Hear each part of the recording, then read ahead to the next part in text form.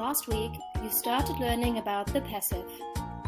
You already had a look at how to form it in different tenses and that it is used when the action is important and not who performs it.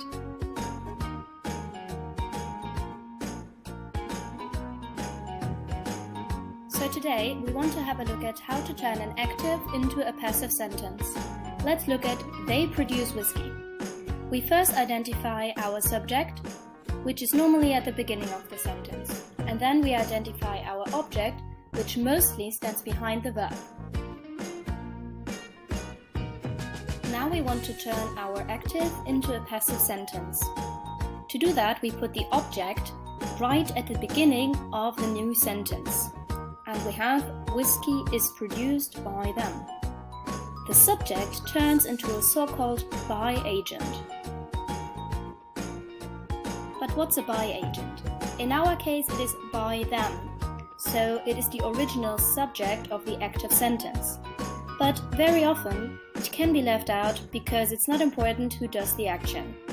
But you can put it at the end of the passive sentence to give an extra information. Let's do one more example.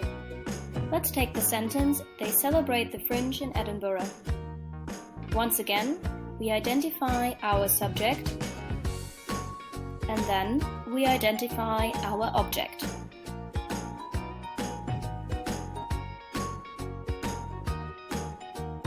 Now, we put the object at the beginning of our passive sentence and form the correct passive. The Fringe is celebrated in Edinburgh.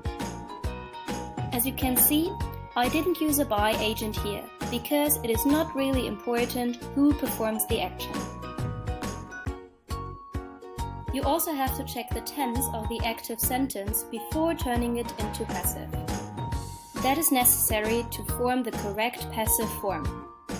Pay extra attention in present perfect passive because you sometimes have to change the have into has. So let's repeat what we have to do. We need to identify subject and object and put the object to the first position in the passive sentence. We check if we really need the by agent.